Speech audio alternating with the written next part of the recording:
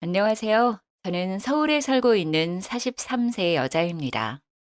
저는 개인이나 기업이 주최하는 크고 작은 행사의 음식을 준비하고 현장을 꾸미고 진행하는 출장 음식 전문 업체를 운영하고 있어요. 벌써 10년이나 되었네요. 규모는 작지만 마음 맞는 직원들과 꾸준하게 꾸려가는 중입니다. 어제가 저희 부모님의 기일이었어요. 제 손으로 직접 부모님이 좋아하셨던 음식을 만들어 산소에 다녀왔죠. 부끄러운 일이지만 매일 음식하는 게 일이면서도 부모님이 살아계실 적에는 맛있는 음식을 자주 만들어 드리지 못했는데요. 자식이란 원래 이렇게 부모님이 돌아가시고서야 후회하게 되는 존재라고 하네요. 부모님이 돌아가신 지는 벌써 꽤 시간이 지났어요. 지금은 많이 덤덤해졌다고 생각하지만 아직도 부모님 기일 즈음에는 마음이 늘 쓸쓸해지네요. 오늘도 정신없는 하루를 보냈는데 집에 돌아오니 괜히 마음이 울적해서요. 오늘은 모르는 분들에게라도 제 이야기를 한번 해보고 싶어지네요. 저희 부모님은 두 분이 같은 날 돌아가셨어요. 두 분이 뉴질랜드에 여행을 가셨는데 관광 중에 버스가 전복되는 사고가 났어요. 하필 멀미 때문에 두 분이 버스 앞쪽에 타고 계셔서 버스 운전사와 저희 부모님 두 분이 그 자리에서 돌아가시게 되었어요. 생전에도 두 분은 사이가 참 좋으셨거든요. 그래서 하늘나라도 이렇게 같이 가셨네요. 외동딸인 저만 혼자 남겨두고 말이죠. 그래도 저에게는 부모님이 남겨주신 넉넉한 재산이 있고 10년을 해도 여전히 재미있고 설레는 제 일이 있어서 씩씩하게 잘 살아가고 있습니다. 그런데 왜 다들 저만 보면 얼른 결혼하라고들 할까요? 혹시 결혼하신 분들 행복하신가요? 결혼한 사람들 이야기 들어보면 행복한 것보다는 힘들고 불행한 이야기가 더 많던데 왜들 그렇게 결혼 하는지 모르겠어요. 사실 외로울 틈도 없지만 저는 아무리 외롭더라도 아무나 하고 결혼할 생각이 조금도 없어요. 저희 부모님도 그걸 원하시지 않더라고요. 그걸 어떻게 알았냐고요? 저도 하마터면 결혼할 뻔한 적이 있었거든요. 정말 큰일 날 뻔했는데 결혼 직전에 겨우 파혼할 수 있었어요. 그래서 저는 제 부모님이 도와주셨다고 믿고 있답니다. 제가 성공적으로 파혼한 이야기 한번 들어보시겠어요? 그 남자를 처음 만난 건 그의 학원 개업식에서였습니다. 서울 변두리 지역의 작은 동네였는데 학원이 그렇게 크지는 않았지만 그 동네에서는 가장 번듯한 학원이었어요. 그 학원의 젊은 원장이었어요. 서울대 출신의 키도 크고 선하고 반듯한 인상을 가진 누가 봐도 훈남이었어요. 아는 사람에게 소개를 받았다며 저희 회사에 개업식 행사를 의뢰했는데 처음 문의할 때부터 하나하나 꼼꼼하게 묻고 확인하는 폼새가 보통이 아니더라고요. 그래서 저도 더 많이 신경 쓴 행사였죠. 저도 제일 하나는 아주 꼼꼼하고 야무지게 하거든요. 결국 개업식에 차린 저희 음식이 너무 정갈하고 맛있다는 칭찬을 많이 받고 장식도 세련되고 진행도 아주 만족스러웠다면서 여기저기 고객을 여러 명 소개해 주었어요. 사업하는 사람에게 그만큼 고마운 일은 없지요. 고마운 마음에 제가 먼저 전화를 걸어 저희 회사로 초대했어요. 제가 직접 요리를 해서 저녁을 대접하고 와인 한잔 하면서 오래 이야기를 나누게 되었죠. 진중하고 과묵한 줄로만 알았는데 술이 한두 잔 들어가니 주절주절 자기 이야기를 잘 하더라고요. 강사라서 그런가 말솜씨가 좋아서 시간 가는 줄 모르고 한참을 빠져들었어요. 그는 시골에서 자랐는데 어렸을 때부터 꽤 공부를 잘하고 용모도 반듯해서 온 동네의 유명 인사였나 보더라고요. 농어촌 특별 전형이긴 했지만 무려 서울대를 합격했을 때는 정말 동네 여기저기에 현수막도 걸리고 부모님이 동네 잔치도 크게 했대요. 대학 다니는 동안에는 과외며 학원 강사 일을 하며 학비와 생활비를 벌었대요. 그러다 보니 학원에서 아이들을 가르치는 게 가장 익숙하고 잘하는 일이 되어서 졸업하고도 학원 강사로 일하다가 10년 만에 자기 학원을 차린 모양이더라고요. 나이는 37살로 저보다 3살이 어렸어요. 결혼을 했었는데 성격 차이로 오래 살지 못하고 헤어졌다고 하고요. 저도 어린 나이가 아닌지라 이 남자 저 남자 만나보았지만 그 사람은 정말 그 나이 때 남자들 같지 않게 순수한 구석이 있었어요. 학교와 아르바이트밖에 안 해본 삶이라 식견이 좀 좁은 것 같기는 했지만 정말 성실하고 착실하게 살아왔더라고요. 처음에는 정말 누나 같은 마음으로 이런저런 신경을 써주었어요. 제가 먼저 사업을 해보았으니 사업에 대해 이것저것 물어볼 때마다 제가 실질적인 도움을 주곤 했어요. 급할 때는 돈을 조금 융통해주기도 했지만 셈이 흐린 사람이 아니어서 꼬박꼬박 잘 갚더라고요. 또 반찬 같은 것도 이따금 챙겨다 주고 지나가다 눈에 들어오는 게 있으면 서로 선물해 주기도 했어요. 그런 시간을 보내면서 서로가 좋아하게 되었지만 저는 결혼할 생각까지는 하지 않았어요. 오랜 시간 혼자였어서 혼자가 편하기도 하고 사업에 집중해서 더 키워보고 싶은 욕심이 더 컸어요. 주변을 보니 아무래도 결혼을 하면 제약이 많아지더라고요. 그런데 제가 결혼을 결심한 건 그가 정말 끈질기고 성실하게 프로포즈했기 때문이에요. 10번이나 찍는 도끼질에 못 이기는 척 그렇게 결혼을 약속하게 되었습니다. 서로 결혼하기로 하고 그의 부모님에게 처음으로 인사드리러 가게 되었어요. 그런데 그날은 저보다 그가 더 안절부절 못하고 긴장하더라고요.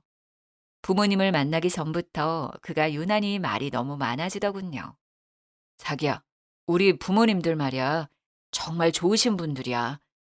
그런데 시골 분들이라 말을 좀 세련되게 돌려 말할 줄 모르고 그냥 막 촌스럽게 말해. 나쁜 뜻은 없는데 처음에 들으면 좀 불편할 수도 있을 것 같아. 그래. 그런 분들 많이 만나봤어. 나 이해할 수 있어. 그리고 또 말이야. 어렸을 적부터 그분들은 나밖에 모르고 사셔서 내가 최고라고 생각하시는데 그게 사실 좀 심해. 그러니까 좀이 아니라 좀 많이. 그러니까 내 말은 아이고, 알았어, 알았어. 어째 나보다 자기가 더 긴장한 것 같은데? 자기야, 걱정하지 마. 내가 누군데 그래. 나는 사실 별로 걱정 안 돼. 내가 어른들한테 얼마나 인기가 있는데. 내가 잘하면 돼. 괜찮아. 저는 어른들에게 싹싹하게 잘하는 편이고 어른들에게 예쁨 받는 편이라 크게 걱정도 안 되었어요. 처음 뵙는 분들이지만 분명히 저를 좋아하실 거라고 그렇게 만들 수 있다고 자신했죠. 오히려 긴장해서 안절부절 못하는 그가 귀여워 보였어요. 그런데 이 자리는 정말 제 생각과 완전히 다르더라고요. 그가 긴장하는 데는 그만한 이유가 있었어요. 일단 첫 마디부터 저를 당황하게 했어요. 아니, 황당했다는 게 더 정확하겠네요. 그 짝이 우리 아들보다 나이가 훨씬 많다는데 진짜 처녀요? 네? 처녀요? 아, 엄마, 말씀드린 대로 이 사람은 결혼한 적 없어요. 초혼이에요. 저는 이혼한 경험이 있으니 제가 이 사람한테 미안하죠. 이 사람은 저 결혼했던 것도 다 이해해줬어요. 엄마, 너는 무슨 소리를 하냐 지금. 남자가 이혼한 게 뭐가 흠이라고 네가 미안하네 뭐하네 소리를 하고 그러냐 지금. 아니 요즘 같은 세상에 이혼이 뭐 대수냐? 꼬물 대는 애라도 딸려 있으면 또 몰라. 애도 없이 깨끗한데 뭐가 문제요?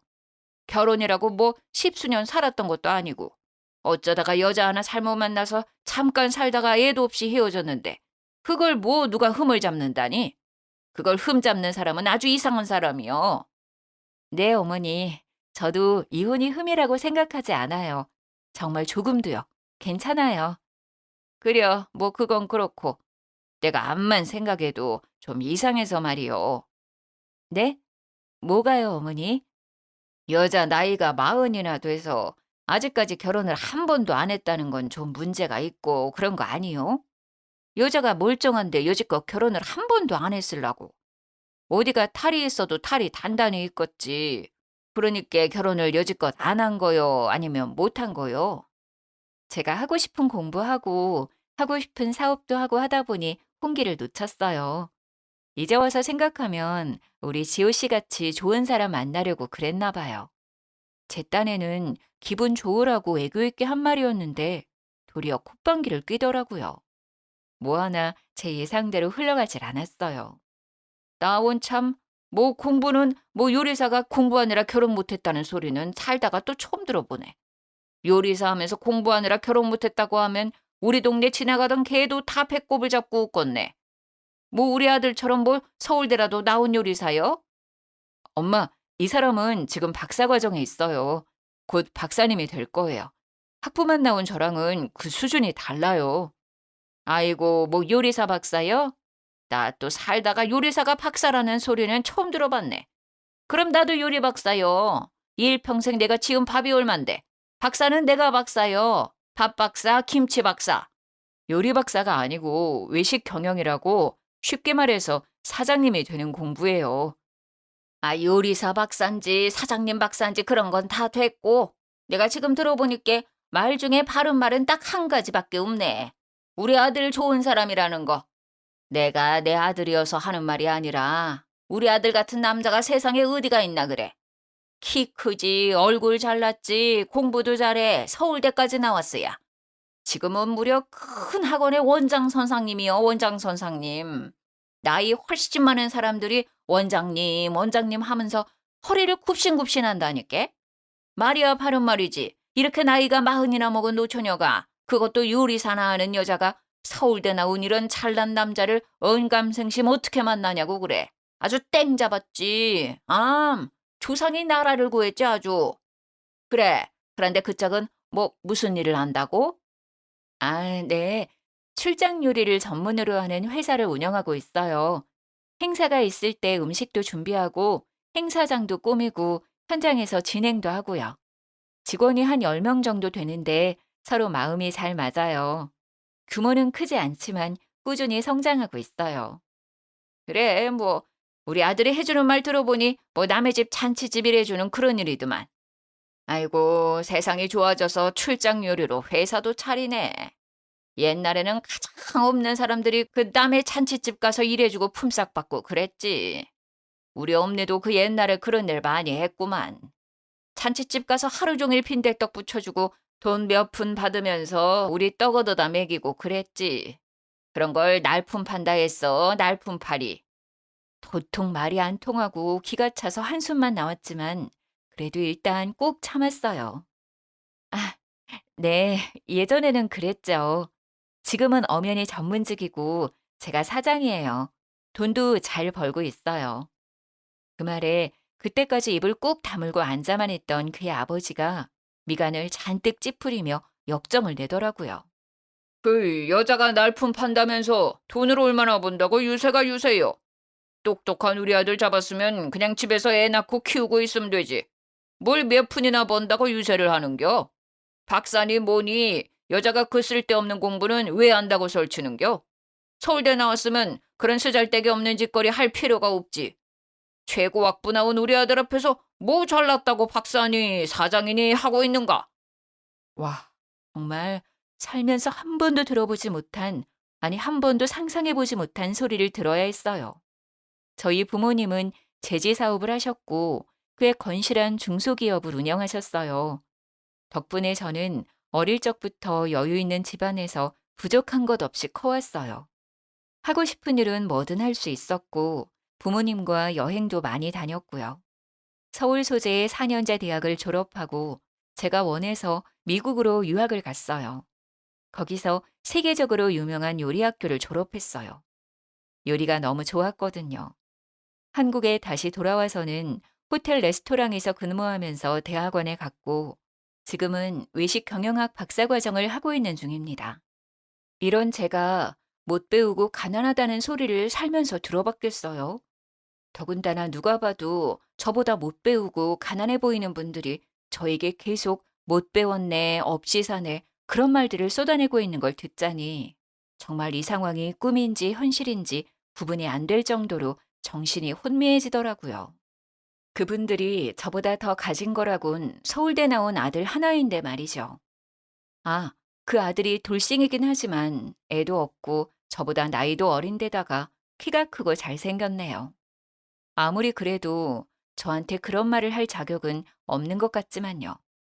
저도 어디 가서 할 말 못하고 당하는 스타일은 아닌데 남친의 부모님, 그것도 결혼을 약속한 사이라 예비 시부모님이라고 생각하니 뭔가 어렵긴 하더라고요. 또 너무 황당하고 너무 상식 밖이라 말문이 막히기도 했고요. 머리가 아프기도 하고 기가 막혀서 화가 나기도 하고 아무튼 엉망진창이었어요. 그래서 그 자리를 대충 마무리하고 일찍 일어났어요. 얼굴이 붉어진 채 식당을 나선 저를 그가 따라 나왔어요. 자기야, 그, 괜찮아? 우리 부모님이 좀 내가 얘기한 대로지? 아니, 자기가 얘기한 것보다 더 심하시더라. 내가 만나본 사람 중에 최악이었어. 한 번도 만나보지 못한 유형이야. 나 지금 너무 혼란스러워. 이 결혼 다시 한번 생각해 봐야 할 것 같아. 그러자 그는 사색이 되어서 저에게 매달렸어요. 무릎까지 꿇어가며 사정하더라고요. 아니, 자기야, 그게 무슨 소리야. 내가 미안해. 정말 미안해. 이렇게 내가 무릎 꿇고 빌게. 우리 부모님 대신 내가 용서를 빌게. 정말 나도 우리 부모님이 이럴 때마다 너무너무 괴롭고 창피하고 그래. 그런데 우리 엄마 아버지 세상에는 나밖에 없어. 우리 엄마 아버지가 사는 세상에는 내가 제일 잘나고 제일 돈도 잘 벌고 대통령이 오더라도 내가 더 잘났다고 생각하시는 분들이야. 그게 우리 부모님이 살아가는 유일한 이유고 삶의 의미고 낙이야. 우리 부모님 정말 불쌍한 분들이야. 제발 용서해줘, 자기야. 제발 한 번만 이해해줘, 어? 그래. 그러니까 그 세상에 내가 끼어들면 안 될 것 같아. 그냥 두 분 그렇게 잘난 아들과 함께 편하게 사시라 그래. 나도 내가 잘난 세상에서 내가 살던 대로 편하게 살게. 우리는 안 될 것 같아. 자기야, 내가 살고 싶어. 자기가 잘난 그 세상에서 내가 살고 싶어서 그래. 그 세상에서 살아야 내가 살 수 있어. 정말이야, 자기야. 내가 진짜 잘할게. 우리 결혼하면 우리 엄마 아버지 안 보고 살아도 돼. 나만 가끔 우리 부모님 만나고 오면 되잖아. 내가 진짜 약속할게. 맹세할게. 결혼은 나랑 하는 거잖아. 우리 부모님이랑 살려고 하는 게 아니잖아. 어? 내가 진짜 약속할게. 자기가 원하면 각서라도 쓸게. 아니, 혈서를 쓸까? 우리 엄마 아버지 절대 안 만나도 된다고? 어? 제발 자기야. 결혼 안 한다는 말은 하지 마. 어린아이처럼 엉엉 울면서 매달리는 그를 차마 내칠 수가 없었어요. 너무 기가 막히지만 그들의 아들로 사는 이 남자도 어딘가 좀 안쓰럽더라고요. 그날 이후로는 결혼식 날까지 전혀 자기 부모님을 만날 일이 없다고, 결혼하고서도 절대 만날 일이 없게 하겠다고 약속하더라고요. 지금 생각하면 그게 말이 되나 싶지만 그때는 그게 믿어졌어요. 저도 콩깍지가 씌웠었나 봐요. 그날 일은 그렇게 유야무야 없는 일처럼 넘겨버리고 저희는 하나하나 결혼 준비를 해나갔어요. 결혼식이 한 6개월 남짓 남은 시기에 그가 살던 전셋집이 계약 만료가 되었어요. 저희 부모님이 사시던 50평대 아파트를 수리해서 신혼집으로 들어가기로 하고 한창 공사를 하고 있던 중이라 남친이 새로 집을 구하는 것이 좀 애매했어요. 그래서 남친이 제가 살고 있던 아파트에 들어와 살게 되었어요. 신혼집 공사가 거의 마무리되어 갈 즈음의 어느 날이었어요. 그날도 저는 큰 행사가 있어서 새벽부터 나가 일을 하고 녹초가 되어 집에 돌아왔어요. 현관에 못 보던 이상한 신발이 놓여 있다 싶더니 시어머니, 그러니까 그의 어머니가 저희 집 소파에 떡하니 앉아 있는 거 아니겠어요? 처음에는 누군지 바로 알아보지도 못했고 이게 무슨 일인가 싶어 잠시 멍하니 서 있었어요. 아이고, 여자가 이렇게 늦게 들어오면 어쩌냐. 요리사 밥 좀 얻어먹을까 싶어 한참을 밥도 안 먹고 기다리고 있었더니만 원. 요리사랑 결혼하면 우리 아들 밥은 차려 먹일 줄 알았더니 우리 아들은 맨날 이렇게 드신 밥도 못 얻어먹겠구나. 아니, 갑자기 여기에 어쩐 일이세요? 어리둥절한 눈으로 쳐다보자 남친은 안절부절하면서 제 눈을 피하더라고요. 내가 암만 혼자 앉아서 이렇게 저렇게 생각해봐도 이게 그냥 넘어갈 수가 없어서 이렇게 여기까지 왔다. 친즉에 와야 할 일인데 아들이 도통 집을 가르쳐 주질 않아서 오늘은 내가 아주 작정하고 따라온 참이다. 그러니까 무슨 일로 오셨는데요? 그 신혼집이 네 부모님이 살던 집이라면서?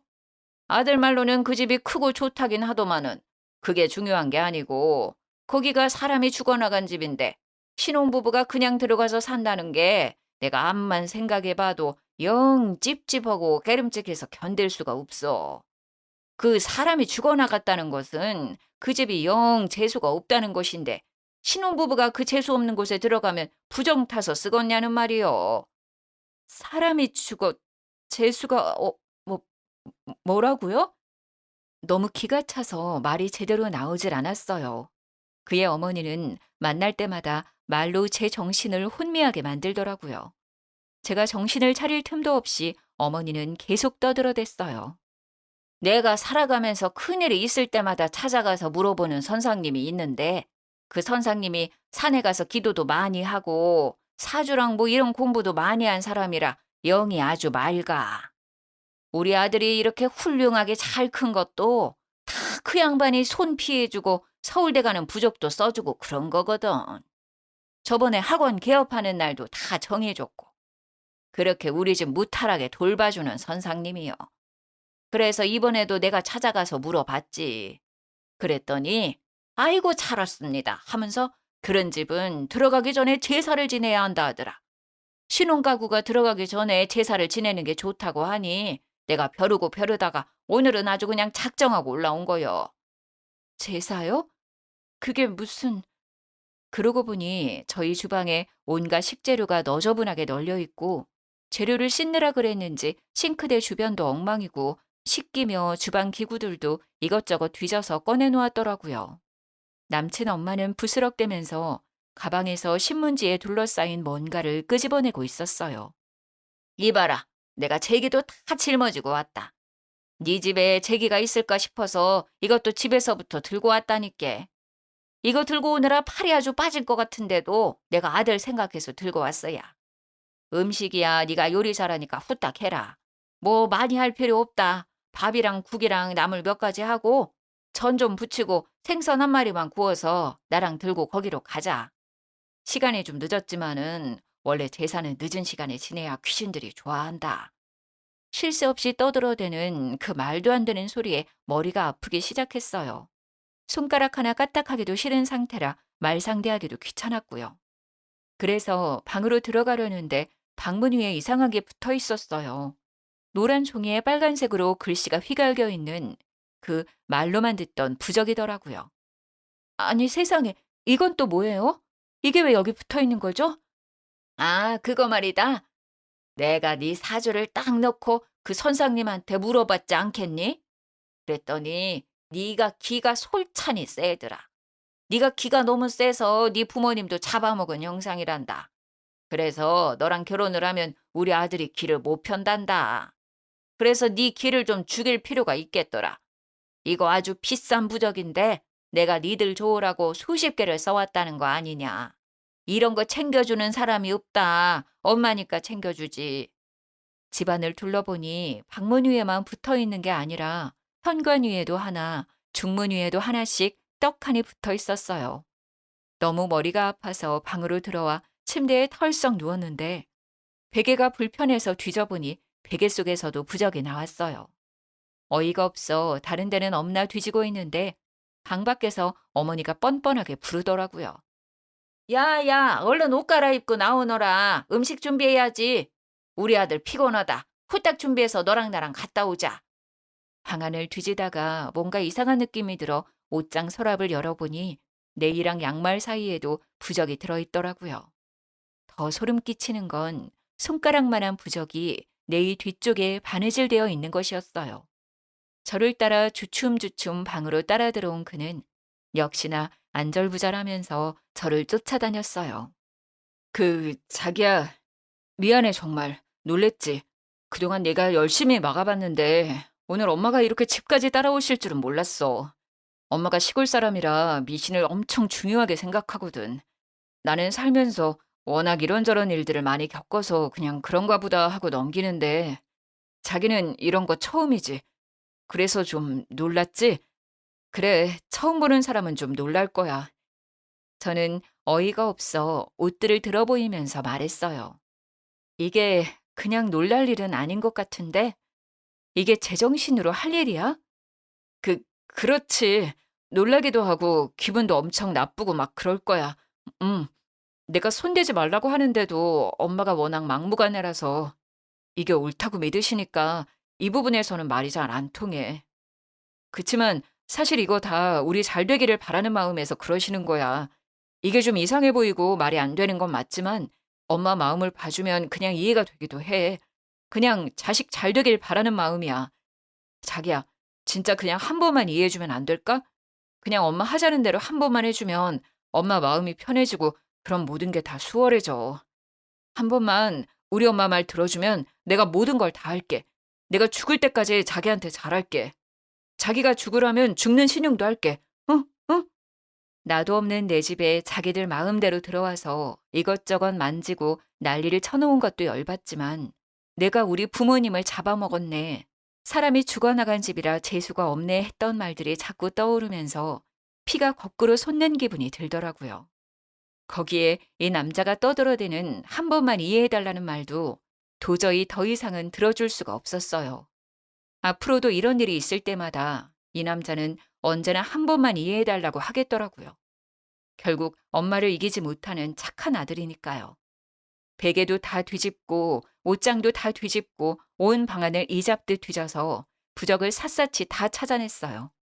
많기는 또 얼마나 많은지 기도 안 차더라고요. 또 집안 곳곳에 붙어있는 부적도 다 떼어내서 어머니 앞에 가져가 박박 찢었어요. 어머니는 자리에서 벌떡 일어나 떨어진 조각을 손으로 주워 담으면서 거의 울부짖었어요. 야, 이 못돼 먹은 년 같은 이라고. 이게 얼마짜린데. 내가 이걸 얼마를 주고 써왔는데 귀한 줄도 모르고 이 난리야. 아이고, 죽 써서 개 줬네, 개 줬어. 이렇게 여자가 드세니 지 부모도 잡아먹고 결국 지 남편도 잡아먹지. 이 부적뿐 아니라 당신들도 다 찢어버리고 싶은 마음이니까 지금 당장 내 집에서 나가요. 당신도 나가. 내 앞에 다시는 나타나지 마. 다시는 보고 싶지 않으니까. 야, 이 누구 맘대로 우릴 내쫓냐? 나 못 나간다. 내 부적값 다 내놔라, 이년아. 이게 얼마짜린데 이걸 다 찢어버렸냐? 아이고, 아까워라. 부정 탔네. 다 부정 탔어. 저는 핸드폰을 들어 경찰에 신고했어요. 경찰이 와서야 두 모자를 내 집에서 내보낼 수 있었어요. 주거 침입과 기물 손괴 등으로 고소를 진행하고 파혼을 통보했습니다. 침구 세트도 싹 바꾸고 속옷도 싹 다 갖다 버렸지만 벽에 남은 풀자국을 볼 때마다 분노가 치솟았어요. 부모를 잡아먹었다느니 사람이 죽어나간 재수 없는 집이니 하는 말은 화가 나는 걸 넘어서 저에게 상처가 되었어요. 이 정도로는 도저히 분이 풀리지 않더라고요. 복수를 해야겠다 생각했어요. 눈에는 눈, 이에는 이. 고소장을 쓰면서 그의 어머니에게 전화를 했습니다. 전화 오면 피하려고 전화번호를 미리 저장해 두었거든요. 특별히 고소를 취하해 줄 테니 꼭 만났으면 하는 사람이 있다고 말했더니 제가 말한 곳으로 한달음에 찾아오더라고요. 늦저녁에 그의 어머니를 만났습니다. 어머니, 제가 그동안 많이 생각해 봤어요. 그날은 제가 당황스럽고 화가 많이 나서 그랬지만 혼자서 가만히 생각해 보니 어머니 말이 틀린 말이 아닌 것 같더라고요. 아이고, 그랬냐? 네가 이제야 말이 좀 통하는구나. 저도 사실 힘든 일 있을 때마다 찾아가서 물어보는 선생님이 있어요. 서울에서 엄청 유명한 무당이신데 그분 복채가 엄청 비싼데도 사람들이 줄을 서거든요. 예약이 3개월씩 밀려 있기도 해요. 아, TV에도 나온 적이 있었는데 이거 혹시 보신 적 있으세요? 저는 미리 찾아놨던 유튜브를 찾아서 보여줬어요. 무당이 구슬하는 장면이었는데 얼굴이 제대로 보이지는 않았어요. 아, 이거 무슨 프로야? 나는 테레비에서 이거는 못 본 것 같은데. 집안일 하다 보면 테레비 볼 시간도 없어. 근데 테레비에 나온 이 선상님을 네가 안다고? 테레비에는 유명한 사람들이 나오는 거 아니야? 네. 서울에서 모르는 사람이 없을 정도로 유명한 무당이세요. 저도 사업하면서 어려울 때마다 찾아가는데 재벌이나 정치인들, 연예인들도 많이 찾아가는 사람이에요. 그래, 제 아무리 재벌이고 대통령이라도 큰일 하려면 손을 피해야 한다. 사람 일이라는 거는 사람의 힘만으로 되는 것이 아니거든. 네.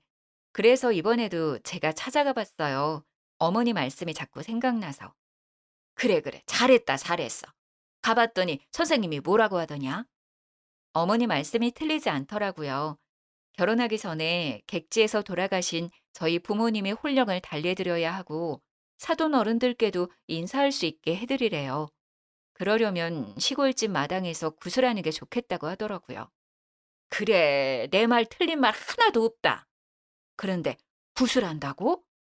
굿이야, 할 수 있으면 좋지. 그런데 그 굿이라는 게 한두 푼 드는 일이 아니라서. 돈은 전혀 걱정하지 마세요.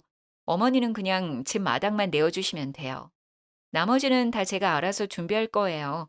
저희 결혼을 위한 일이고 무엇보다 제 부모님 일이잖아요.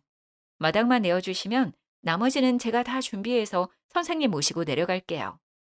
아유, 그래. 마당 내주는 일이 무엇이 어렵겠니? 오늘 가서 마당에 지저분한 것들 좀 치워야 쓰겄다. 아참, 그런데 어머니, 한 가지 꼭 지켜야 할 것이 있다고 해요. 저는 짐짓 소리를 낮추며 말했어요. 비밀이라도 말하는 것처럼요. 뭔데 그려? 지호 씨는 이 굿판에 있으면 절대 안 된대요. 지호 씨는 영혼이 너무 순수한 사람이라 굿판에 있으면 부정을 타서 앞으로 내내 재수 없을 거라고 하더라고요. 아이고, 그래, 그래. 그거 말이 된다. 우리 아들이 진짜 순백이다, 순백. 세상에 그렇게 순수한 사람이 없다. 그게 속이 피단결이라 잡귀들이 쉽게 볼 수 있지. 그건 말이 된다. 그런 일이 있으면 안 되지. 우리 아들이 어떤 아들인데 부정 타면 안 되지, 그럼. 네네. 그러니까 이건 저희끼리만 진행하는 거예요. 절대로 지호 씨에게 말하시면 안 돼요. 아버님한테도 잘 말씀해 주세요. 이건 지호 씨에게는 비밀이라고요. 그럼 내가 절대 말 안 할 것이요. 내가 여기다 작고를 꽉 채워버릴 것이요. 그리고 아들 아버지는 굿할 때 내보낼 거다. 남자들은 그런 일 할 때 옆에 있으면 방해가 되지 쓸모가 없어. 어차피 하루 종일 밭에 가서 일하는 양반이니 그 양반은 신경 쓸 것 없다. 그렇게 돌아와서 저는 제가 다니고 있던 학교의 연극영화과에 연락을 했죠. 배우를 몇 명 섭외하고 극작가의 도움을 받아서 시나리오도 짰어요. 의상과 소품도 준비하고 연습까지 하면서 아주 철저하게 준비했어요. 드디어 굿판을 벌리는 날이 되었어요. 굿판이 벌어진다고 하자 동네 사람들이 하나둘씩 모여들어 구경하더라고요. 풍악을 울리고 무당이 칼을 들고 춤을 추고 굿판이 절정에 이르렀을 때 무당의 눈빛이 변하면서 악이 흉내를 내기 시작했어요. 예전에 그와 이야기를 나누다가 그가 태어나기 전 막달이 다 되어 사산된 형이 있었다는 이야기를 들은 적이 있거든요. 그 이후로 한참 만에 그가 들어선 거라며 부모님이 더 애지중지 귀하게 키웠다고 했어요. 거기서 소재를 얻어 시나리오를 짠 거예요. 엄마, 엄마, 나왔어. 나 기억하지? 엄마, 나 보고 싶었어? 나는 엄마가 너무 보고 싶었어. 엄마, 나 잊어버린 건 아니지? 엄마가 날 잊어버리면 안 되지. 내가 엄마 때문에 여기 있는데. 두 손을 연신 비벼가면서 기도를 하던 어머니는 갑자기 얼굴이 새하얗게 질려버렸어요. 엄마, 엄마 조상들이 너무 나쁜 사람들이야. 너무 나쁜 짓을 많이 했어. 며느리 굶기고 때리고 구박하고 아기가 있는데도 일을 많이 시켜서 뱃속에서 죽은 아기들도 너무 많아. 엄마 젖을 못 먹어서 여기 온 아기도 봤어. 엄마, 그 사람들은 너무 죄를 많이 지어서 아직도 저승에서 벌 받고 있다. 나는 아기라서 거기 있지는 않아. 거긴 너무 무서워. 나는 거기 가기 싫어, 엄마. 그래도 나는 엄마 뱃속에 있는 동안 엄마 죄를 받아서 나도 좋은 곳에는 못 갔어.